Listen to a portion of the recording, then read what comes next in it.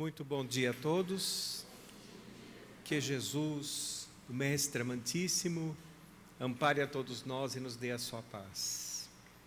Que os eflúvios consoladores do Mestre recaiam sobre esta casa de amor, sobre este posto de socorro. Muito bem, hoje nós vamos falar a respeito de um tema sugerido pelos amigos espirituais, que é o Espiritismo e a reformulação dos nossos pensamentos. Porque todos nós sabemos que nós somos o que nós pensamos.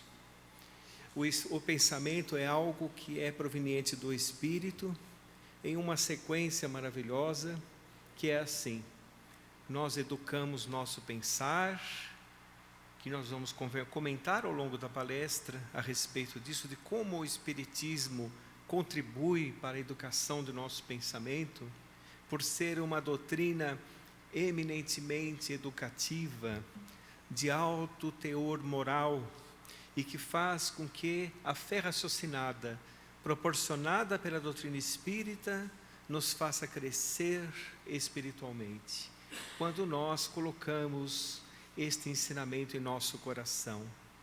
Trata-se de uma promessa do Cristo para o ser humano. Então, educar o pensamento, como diria André Luiz, a nossa casa mental, para em seguida aprimorarmos nossos sentimentos, e aprimorando nossos sentimentos, aprimoramos também as nossas atitudes. Nossas atitudes, quando vistas com os olhos da fé raciocinada, quando baseada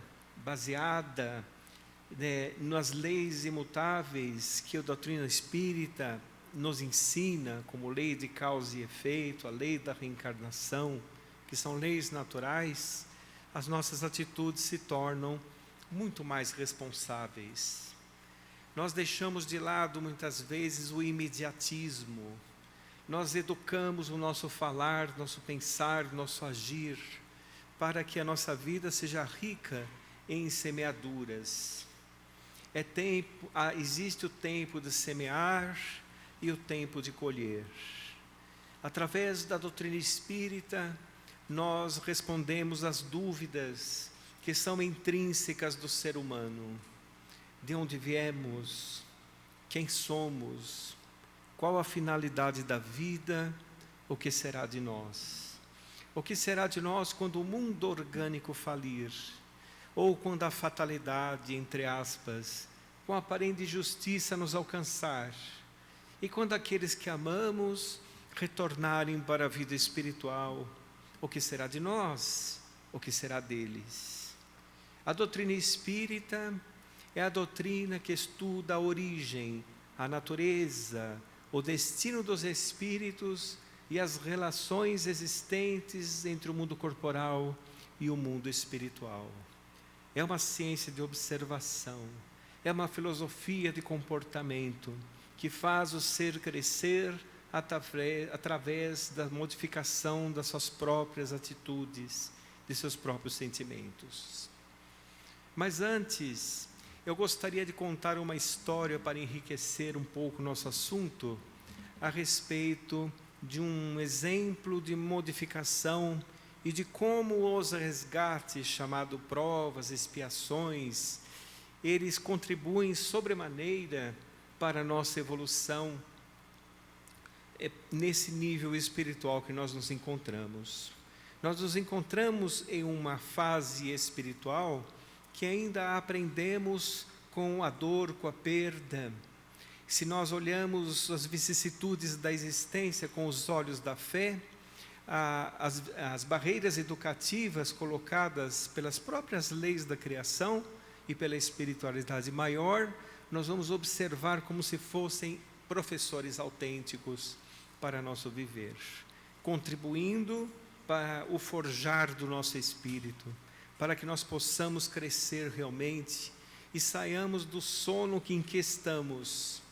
Dizem os amigos espirituais que a humanidade ainda dorme. Nós ainda estamos em um sono espiritual. Precisamos despertar. E nesse nível ainda, na erraticidade, como se fala, quando nós estamos errando entre os dois planos, para cá chegamos, para o mundo espiritual retornamos, até que se vençam as barreiras, aqueles débitos que nós mesmos colocamos em nosso viver, nós ainda vamos morejar nessas imperfeições e através da reencarnação, que é o maior mecanismo evolutivo que existe e que realmente nos faz revivenciar as nossas experiências, preenche os vazios deixados por nós mesmos em outras existências, recupera convivências, nos recupera mentalmente e, por que não dizer, até fisicamente. Então todos nós estamos mergulhados nessas leis maravilhosas que representam o amor de Deus por todos nós. Mas Humberto de Campos, no livro Contos e Apólogos, fala uma história muito bela. Diz que nos arredores do templo em Jerusalém, uma adornada mulher, vendedora de perfumes, e que recebia os viajantes em sua estalagem, observou ali um rabi galileu muito belo. Ele trazia o olhar sereno, cabelos macios, ele tinha um olhar penetrante, trazia uma beleza como nunca se viu na região. E ela então, extasiada por aquela figura que ela nunca havia visto, disse para ele, preparando-se para abordá-lo de uma forma diferente, e diz assim: jovem, eu sou uma vendedora de perfumes e resido ali. Quando ela mostrou, era uma vila com muitas flores, com muitos objetos para satisfazer os viajantes, e disse assim: quero trazer-lhe conforto, afagar a sua fronte para descansar da longa viagem. Quero lavar os seus pés com água de nardo, porque o perfume das flores de Séfore encheram as ânforas de meu coração. E eu quero realmente fazer com que você tenha bastante descanso. Vou lavar os seus pés, vou dar-lhe aonde se deitar, tapetes persas. Eu vou fazer com que meus músicos e minhas dançarinas treinadas nos melhores palácios possam dançar para ti, para que você possa descansar da longa viagem. Eu recebo os viajantes e eles têm sido a parte central da minha existência. Nisso consiste o meu trabalho. Era uma vendedora de perfumes, uma vendedora de ilusões. E ela convidou Jesus para vir, só que diante da sua fala, percebeu que Jesus permanecia em silêncio. E ela então comentou, um tanto agastada, começou a comentar assim: vem até mim, responde, por que permaneces em silêncio? Eu quero dar-lhe os prazeres para descansar de uma viagem tão longa. Eu quero que você receba o conforto que eu te posso dar. Aí Jesus respondeu assim: hoje eu não posso. Quem sabe depois. Quero voltar. Um tanto agastada, disse: eu vejo em seus olhos, a moça disse, vejo em seus olhos uma estranha chama. E eu quero fazer isso porque eu te amo. Eu estou envolvida com o seu amor. Vejo em seus olhos uma estranha chama, por isso quero que venha até a minha casa, porque eu te amo. 2 anos se passaram.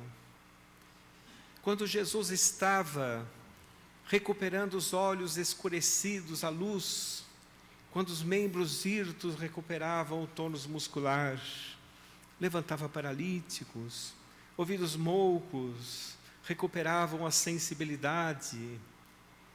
ele estava em seu trabalho, em sua tarefa na terra, quando apareceu-lhe uma senhora e disse assim: mestre, gostaria que você fosse visitar uma senhora que traz uma grande dor.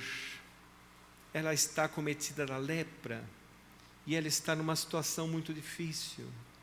Jesus então foi até ela e quando chegou, esta mulher estava coberta de chagas.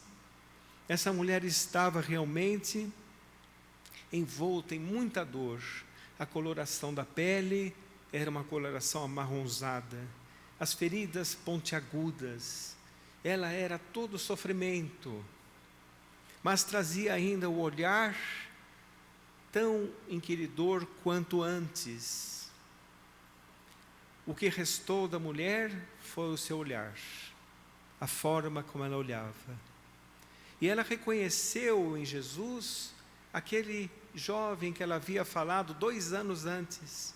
Então falou: és tu, o Rabi Galileu, que cura paralíticos, que levanta os mortos, que cura os endemoniados. Por que vens visitar uma mulher como eu, uma pobre mulher que nada vale? Ele falou assim: vem comigo, tu que sofres. No reino de meu Pai existe só esperança e alegria. Só esperança e alegria.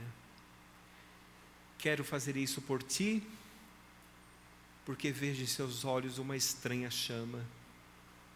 E faço assim por amar-te. Venho atender o seu pedido, o seu convite, e agora estou aqui. Contamos essa história maravilhosa porque Jesus é a solução para todos os problemas humanos. Não existe outra solução. Nós damos voltas, nós vamos por caminhos tortuosos, nós aparecemos em situações muito difíceis, criadas por nós mesmos. Aí advém o sofrimento, advém as provas, as expiações.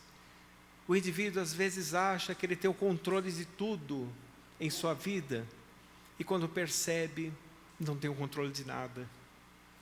E aí vem um vazio existencial, porque ele falta-lhe a referência. A referência sempre é Jesus. Não importa se nós caiamos na jornada, não importa, é próprio do aprendiz que somos. Não faz mal, por exemplo, se nós tentamos, traçamos uma meta em nossa existência, e essa meta não dá certo. É porque não era para dar mesmo. Porque a espiritualidade dá para nós aquilo que nós precisamos. Muitas vezes não é o que nós queremos. Quando a pessoa desencarna, ela está 100% subordinada aos desígnios do Criador. Aí toda aquela arrogância, todo aquele orgulho, toda aquela vaidade vai por água abaixo. Ao passo que se a pessoa estiver caminhando com Cristo, sem fanatismo, sem religiosismo extremo, mas observando a importância de Jesus em nosso viver, ela tem, mesmo diante da queda, a força para se soerguer. Isso é muito importante nós notarmos. E estava conversando agora mesmo com a Gleides ali atrás, a respeito da felicidade de estarmos diante da doutrina espírita. A doutrina espírita é uma promessa do Cristo, uma promessa do Cristo para os seres humanos. Não foi criado assim do nada. São os espíritos convocados por Jesus para dar realmente uma resposta para o ser humano. Porque trata-se a doutrina espírita de uma revelação. E as revelações, elas têm um caráter diferente das religiões. Uma revelação nunca altera uma revelação anterior, mas acrescenta mais informações para se adaptar à época que o homem está vivendo. Então, por exemplo, nós estamos em uma era de muita tecnologia, uma era de transição planetária. uma era que exigirá de nós muita atenção. As crianças que estão nascendo agora, muitas delas, não todas, estão preparadas para esta nova era que nós estamos. De modo que será necessário o homem ter a sua fé movida pelo raciocínio, para que consiga incorporar em sua existência a principal parte de seu viver, que é seu espírito. O espírito é que deve ser cultivado. Nós podemos observar que em nossa existência tudo é importante. A família é importante, família terrena. O trabalho terreno é importante. A convivência social é importante, tudo é importante.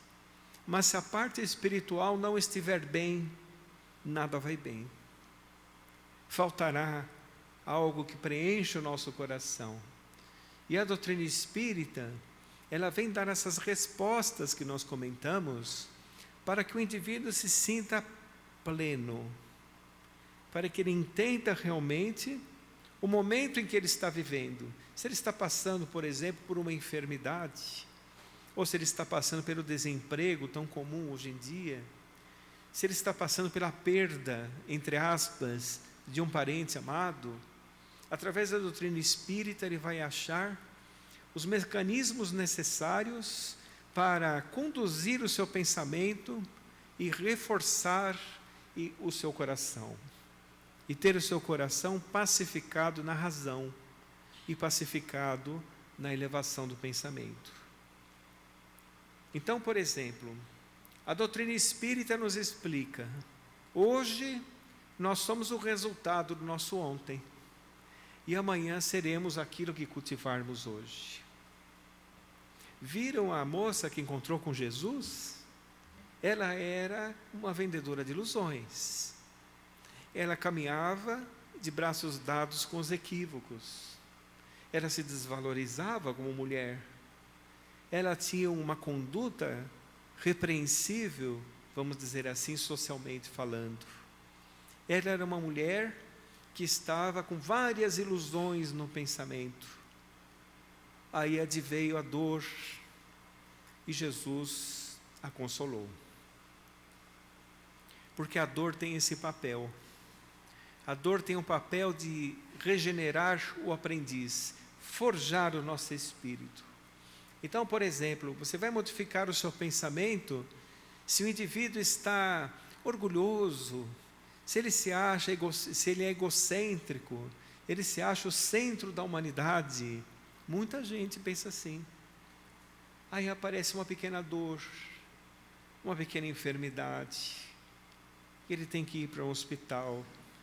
Lá é submetido às condições de higiene, tem que se submeter aos cuidados de uma pessoa desconhecida, coloca aquela roupinha de hospital que ninguém gosta, come aquela comida sem sal, não é? Aí ele vai começar, seu espírito vai começar a ajustar um pouco o pensamento no prumo certo. Ele vai começar a entender determinadas coisas em seu viver, que vai fazer com que ele coloque de novo o pensamento. Ele vai perceber: eu não sou nada. Eu não sou nada. E ao mesmo tempo, somos muito. Jesus disse isso. Ele falou, quando ele falou para nós, a boa notícia é essa, né? Quando ele falou para nós que nós somos a luz do mundo e o sal da terra, tem uma mensagem muito profunda dentro desta lição, como tudo que Jesus falou, não é? Como tudo que ele falou. Para começar, o que ele falou usando exemplos simples, sem nenhum aparelho de comunicação, ficou encravado na psicosfera terrestre, até hoje, é extremamente atual para a nossa vida. No 3º milênio, quando ele disse que nós somos a luz do mundo, ele quer dizer do potencial que nós temos para ser desenvolvido dentro de nós. Todos nós temos esse potencial. Mas, como foi dito no início, nós estamos adormecidos para ele. Porque se nós percebermos, a lógica de Jesus é muito diferente ainda dos seres humanos. É muito diferente. Eu me lembro da questão sobre a caridade, perguntada por Allan Kardec, questão 688, que está em O Livro dos Espíritos. Quando Kardec pergunta a respeito da caridade, como Jesus entendia a caridade? Aí os Espíritos responderam assim: benevolência para com todos, o primeiro item. Para a pessoa ser benevolente para com todos, é necessário ela não ser egoísta. O egoísta não consegue ser benevolente. O egoísta está voltado para si mesmo, não é? Então vocês concordam comigo que para nós fazermos a caridade, sob o ponto de vista do Cristo, nós temos que nos libertar do egoísmo, do orgulho, etc. Temos. O segundo item respondido pelos Espíritos de como Jesus entendia a caridade é indulgência para as falhas alheias. Indulgência para com as falhas alheias. Temos que ser tolerantes. Temos que ser tolerantes para podermos ser indulgentes com as falhas alheias. E o terceiro item, perdão irrestrito das ofensas. Para perdoar, temos que ser resignados, temos que ser tolerantes também, temos que ter vários atributos em nosso espírito para começarmos a entrar dentro do pensamento do Cristo. Aí nós estaremos indo até Ele, como Ele mesmo dizia várias vezes: vem até mim. Vem até mim não era fisicamente que Ele estava falando, Ele estava falando cumprir-lhe os desígnios. E isso é muito importante, muito importante. Aí Jesus fala assim: ore pelos que vos perseguem. Nós costumamos orar só para quem nós amamos, para aquelas pessoas que estão próximas de nós. Nós oramos por aqueles que nos perseguiram durante a vida, nos prejudicaram. Oramos. Se não oramos, ainda não estamos indo totalmente ao Cristo. Oramos para os criminosos, que são espíritos enfermos, espíritos que são enfermos agora, mas são nossos irmãos que estão em equívoco. Não oramos. Ele pediu para nós orarmos. Então vejam, como o psiquismo humano é difícil de se mudar. Às vezes nós permanecemos uma encarnação inteira e não conseguimos retirar de nós um único hábito equivocado. É necessário que se passe o tempo, às vezes até outra encarnação, para que nós possamos retirar de nós uma determinada mania, um determinado apego, que nos faz sofrer sem perceber. Às vezes sofremos e não percebemos que aquilo é a causa do nosso sofrimento. Então, para se mudar o psiquismo humano, é necessário revivenciar muitas experiências. Revivenciar muitas experiências. Para isso, tem a reencarnação. Então, a reencarnação nos coloca frente a frente com nós mesmos. Frente a frente com aquilo que precisamos mudar. Certa vez, um amigo espiritual nos disse assim: para se saber o que nós fomos em outra encarnação, basta olhar no espelho, o espelho da consciência. É lá que nós vamos ver o que nós precisamos mudar. É necessário que nós façamos um autoexame, façamos realmente uma análise de nós mesmos diariamente. A doutrina espírita nos promove essa tarefa, ela nos dá essa tarefa, a chamada reforma íntima, não é? Reforma íntima. O brasileiro precisa ter bastante reforma íntima mesmo, né? Ele tem várias oportunidades de ter. Mas é assim, a reforma íntima é aquela análise interior. Será que eu prejudiquei alguém hoje? Será que eu posso encostar minha cabeça em meu travesseiro tranquilo? Será que eu falei coisas que não deveria ter falado? Ou pensei coisas que não deveria ter pensado? Porque o pensamento, ele não fica preso em nossa caixa craniana. O pensamento irradia, é a voz da alma. Então nós temos que controlar realmente os nossos pensamentos. Jesus falava isso também. Que não basta você prejudicar o seu irmão, você precisa tratar bem o seu irmão. E precisa pensar bem sobre ele. Porque às vezes a pessoa que te acompanha, ela tem um determinado equívoco. Sem falar dos nossos, né? Ela tem um determinado equívoco. E muitas vezes nós generalizamos, por causa daquele único erro, a pessoa já não presta para mais nada. E ela pode ter várias virtudes não reconhecidas por nós, certo? Que nos faz generalizá-la como uma pessoa que realmente é equivocada totalmente. Ela pode ter virtudes que nós não temos. Então vejam, a doutrina espírita, ela nos incentiva a pensar determinados elementos que nós não estamos acostumados a pensar. Por exemplo, responder o mal com o bem, o chamado dar a outra face, dita por Jesus. Muitas pessoas vão pensar assim nesse mundo em que vive um pensamento muito competitivo, um pensamento muito difícil, desafiador, sempre desafiando o próximo, querendo tirar vantagem, não é? São assim a categoria de espíritos que estão nesse planeta. Muitos de nós somos assim, não é?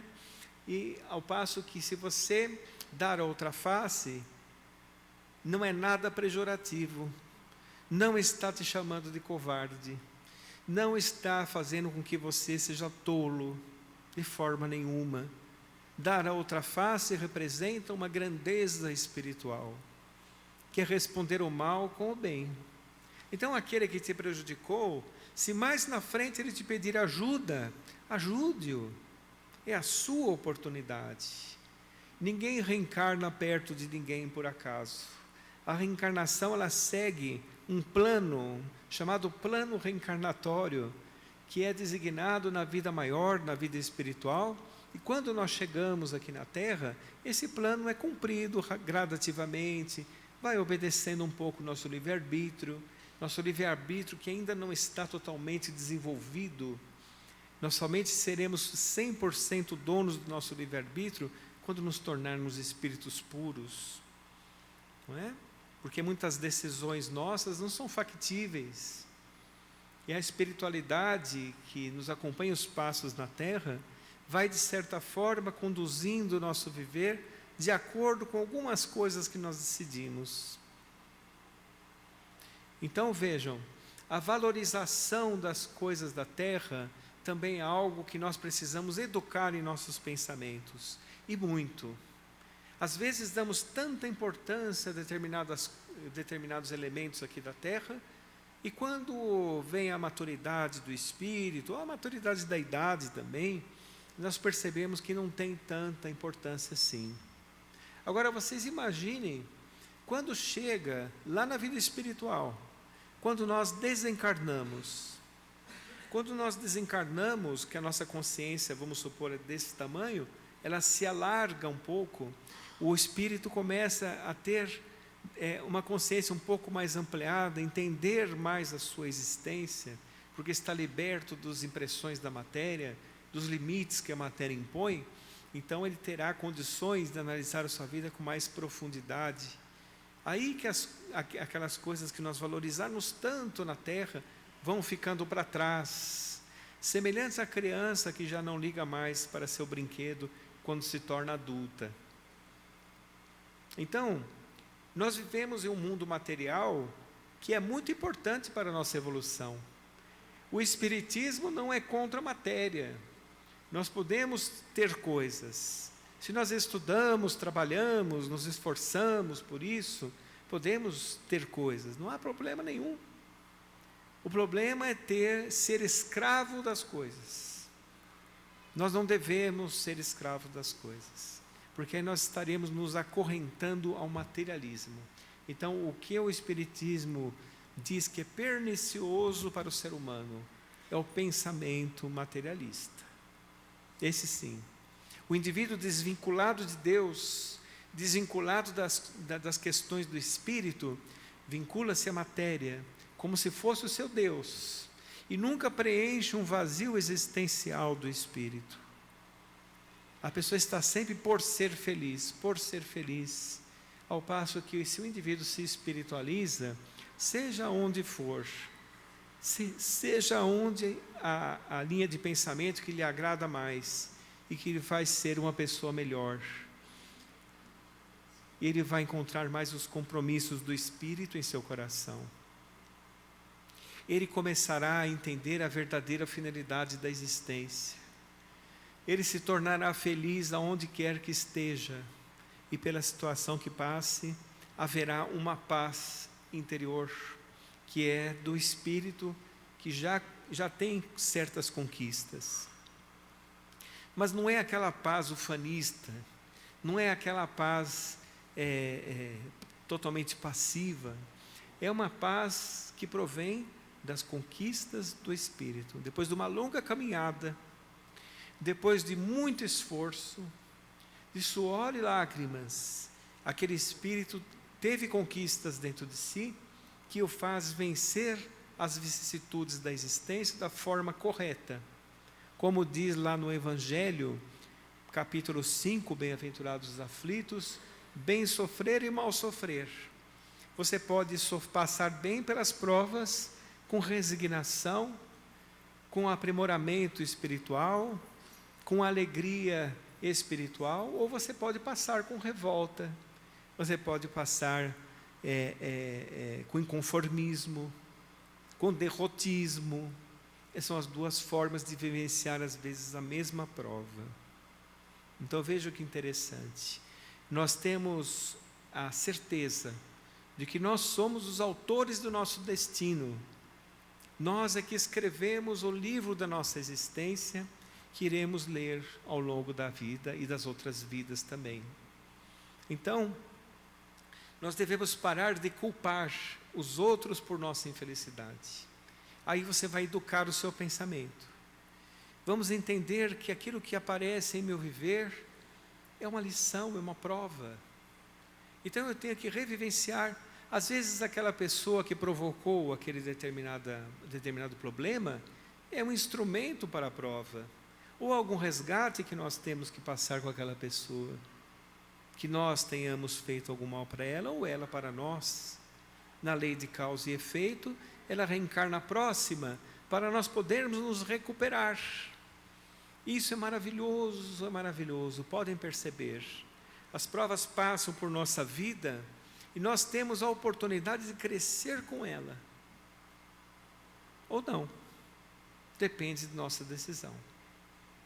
Hoje nós estamos felizes, contentes, nós estamos passando por um momento excelente, nós estamos felizes, sorrindo, mas saiba que é para nos preparar para a próxima prova. É o momento da aeração para o espírito. Muita gente que está terminando o seu ciclo reencarnatório na Terra, não é? A gente observa às vezes um parente, um amigo que está passando por isso, e fala assim: coitado, está sofrendo tanto, vai desencarnar. Mas saibam que existe um pensamento dos amigos espirituais que é muito diferente do nosso. Eles acham que desencarnar é um merecimento, é uma libertação, desde que você cumpra realmente as etapas reencarnatórias, os ciclos evolutivos aqui da Terra, o seu tempo certo, o seu tempo correto, não é? E concordam comigo, para desencarnar precisa ter um motivo também? Sem motivo nós não retornamos para a vida espiritual. É necessário ter um motivo, algum fato que nos leve ao desencarne. Agora, quando nós pensamos de uma forma racional a respeito do desencarne, também não será problema. Também não será. Nós vamos sentir falta daquela pessoa que deixou momentaneamente o convívio conosco? Claro que sentiremos. Porque o amor faz isso, não é? O amor, ele cria raízes muito profundas, mas os que se amam nunca se separam. E o desencarne, observado do ponto de vista do espírito, é um momento muito passageiro. Depois todos haverão de se reencontrar. Aí a pessoa diz assim: nossa, mas por exemplo, a minha mãe, tem muito mais evolução que eu, como é que eu vou encontrar com ela? Quem está nos níveis espirituais mais evoluídos, visita periodicamente aqueles espíritos que estão abaixo, nos níveis mais inferiores. Então, nós nunca nos separamos. Sempre vai existir, como diz a própria doutrina espírita, o desencarne não acaba com os laços familiares, certo? Quando nós desencarnamos, nós voltamos para a família, a vida maior. E concordo que na vida espiritual existe mais gente do que aqui na Terra. A nossa família lá é muito maior que a família da Terra. Eu, por exemplo, tive, com perdão, não gosto de falar nada pessoal, eu tive 15 tias, estão todas na vida espiritual. Então, quando eu chegar lá, elas vão reencontrar comigo, e eu com elas, assim por diante. Então, é isso que acontece. Alguns parentes vão gostar, outros não vão gostar muito, vão falar, meu Deus, lá vem ele de novo, não é? Mas é assim mesmo. São os reencontros para o aprimoramento das pessoas. Então, nós reencarnamos próximos na família terrena. A família terrena, ela é um laboratório, é um conjunto de espíritos ali que estão reunidos para se aprimorarem entre si. Muitas vezes na família terrena existem espíritos reencarnados a primeira vez juntos. A primeira vez. Para trocarem experiências, para revivenciarem conquistas. Isso é tão importante, porque aí nós vamos perceber assim, mas é que a pessoa que não surgiu em minha vida, pode acontecer de surgir uma pessoa em sua existência, que você ainda não a tem perto de ti, e que ela vai ser importantíssima para a sua evolução. Um ato impensado pode gerar séculos de sofrimento, assim como um ato de amor pode nos recuperar de séculos de desenganos. Muitas vezes nós resgatamos em lágrimas o que fizemos no gargalhar inconsequente do passado. Então veja, a doutrina espírita nos explica essa maravilhosa lei da reencarnação e de causa e efeito, que vai fazer com que nós possamos enxergar a nossa vida como um todo e justificar os eventos que acontecem na existência atual, no momento em que nós estamos. Vamos esquecer aquela questão de que se trata de um castigo de Deus. Deus não castiga ninguém, pelo amor de Deus. Deus é amor. Deus quer a nossa recuperação. Ele sempre nos leva para o equilíbrio. Ele sempre nos leva para o amor, que Ele é só amor. Porque vocês podem perceber uma coisa, nós caminhamos pela terra, como foi falado, estamos na erraticidade, estamos usando o corpo físico ainda muitas vezes. Vai chegar uma hora que nós não precisaremos mais reencarnar em mundos materiais. Aí ficaremos revestidos do perispírito. E o espírito evoluindo, ele vai cada vez mais estar ciente da grandeza do Criador. Então, o que restará em nossa existência será o amor. Porque nós incorporaremos o amor de Deus em nós. É assim que os espíritos, quando se tornam puros, vivem. Eles são incorporados no amor do Criador e se tornam partícipes da grande obra de Deus para todos nós e para todo o universo. Esse é o nosso destino. Uma das fatalidades do ser humano é a felicidade. Vai chegar um dia que todos nós seremos espíritos felizes. Mas essa felicidade será aquela felicidade profunda, não aquela felicidade superficial, aquela felicidade profunda, de algo realizado, aquela felicidade que traz aquela paz realista dentro de cada um. Teremos já a felicidade de termos saldado várias dívidas, teremos a felicidade de não ter comprometido a reencarnação de ninguém, nem a nossa. Aí a pessoa pode pensar assim, mas eu estou tão longe disso, eu erro tanto, eu sei que uma determinada coisa é errada quando eu vou lá e faço. aí me dói a consciência. Eu diria uma boa notícia: se te dói a consciência, já é um grande passo. É um grande passo, porque você já vai poder se munir da grande referência, poder se soerguer do seu erro e seguir adiante. A questão é que quando o indivíduo erra e continua errando e não se atenta ao seu erro, aí ele sofre muito. Agora, nós que estamos diante do Consolador prometido por Jesus, nós que temos a felicidade de entendermos as leis imutáveis do Criador, nós que temos a felicidade de olhar o nosso próximo como se fosse uma mensagem viva, nós não devemos desperdiçar esse momento. Dizem os amigos espirituais que a pessoa vai compreender que se entendeu mesmo o Espiritismo nos momentos críticos da vida. Ali que ele vai compreender se ele entendeu mesmo, se a mensagem entrou em seu coração e ele vai começar a praticá-la em seu viver. Quando desencarna alguém, quando vem alguma enfermidade, quando a pessoa é agredida de várias formas, quando houve injustiça em seu viver, se ele compreendeu o Espiritismo, ele vai conseguir realmente se consolar. Realmente se consolar. Sem contar a importância da prece. A prece é um instrumento poderosíssimo, que educa também o nosso pensamento para nós sintonizarmos com a vida espiritual. Isso vai fazer com que melhore a vibração em torno de nós, melhore a nossa psicosfera, que vai permitir a aproximação dos espíritos amigos, que vão te incentivar, vão te inspirar na melhor solução, vão te tranquilizar e te acalmar. Às vezes a pessoa procura a paz, ela procura a paz em todos os lugares, até procurando matéria, né? Até comprando coisas, ela procura a paz. Ela procura a paz descansando, ela procura a paz se divertindo, dormindo. Tem tantas maneiras que o ser humano procura a paz. Mas a paz é uma conquista do espírito, não é uma conquista exterior. Quando o espírito está em paz, todo o restante caminha bem. Todo o restante caminha bem. Então, uma vez foram perguntar para o Chico assim, falaram para o Chico, né? Chico Xavier, disseram para ele assim: Chico, nós precisamos de paz.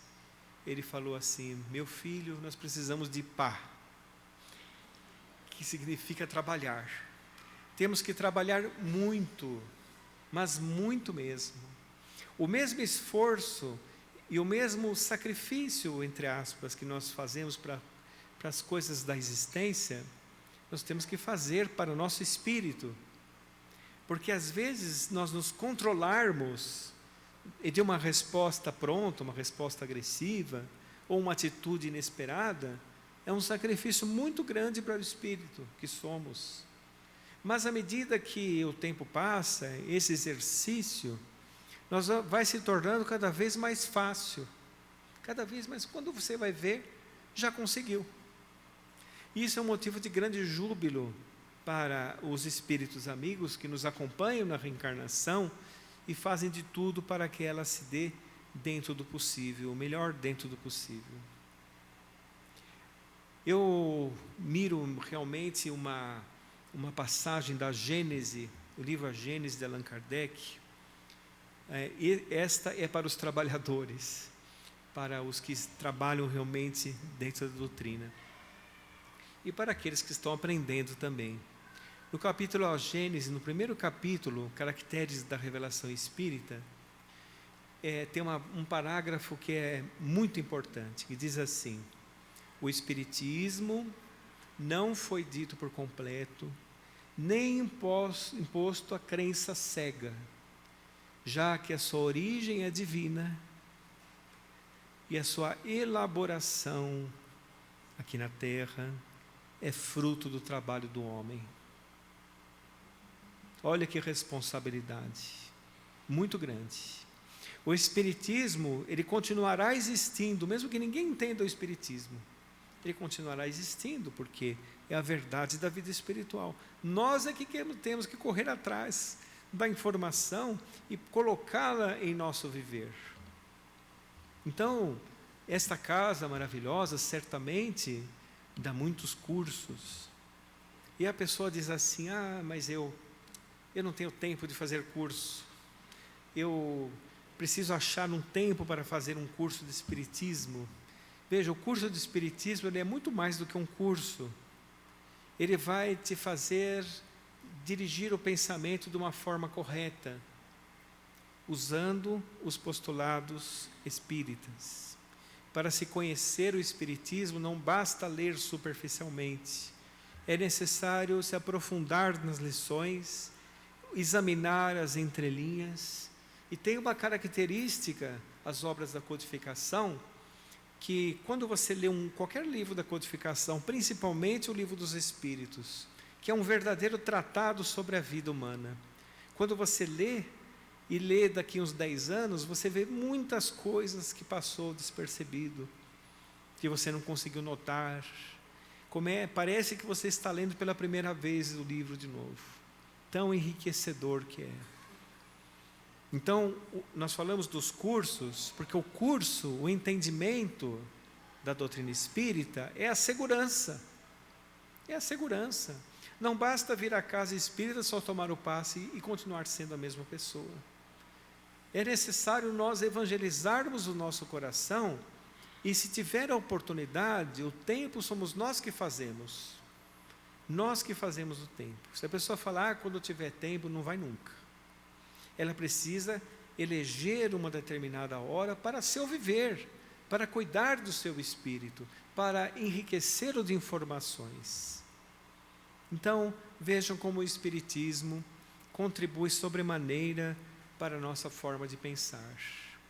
Se nós nos desesperávamos, se nós ficávamos perdidos, se a angústia tomava conta dos nossos corações, saibam que a doutrina espírita pode realmente, sendo uma obra eminentemente do Cristo, ele pode eminentemente fazer você conquistar algo que você nem imaginava, que é poder enxergar a vida sobre um outro prisma, um prisma de amor, um prisma de ventura e um prisma dentro da disciplina que nós temos que ter em nosso viver. Aí o indivíduo muda seus pensamentos, depois muda seus sentimentos e depois muda suas atitudes. E mudando as atitudes, ele planta em seu caminho para colher agora e mais tarde, tendo um viver muito mais rico, muito melhor. Então eu gostaria de encerrar contando mais uma historinha para vocês. Uma historinha rápida, uma historinha que é muito bonita também, a respeito de uma prece que fala muito a respeito disso, que nós comentamos. No ano 304 da era cristã, no Império de Diocleciano, um dos maiores facínoras dos cristãos, existia lá uma moça que se chamava Irene. Irene tinha 2 irmãs, Ágape e Talhona.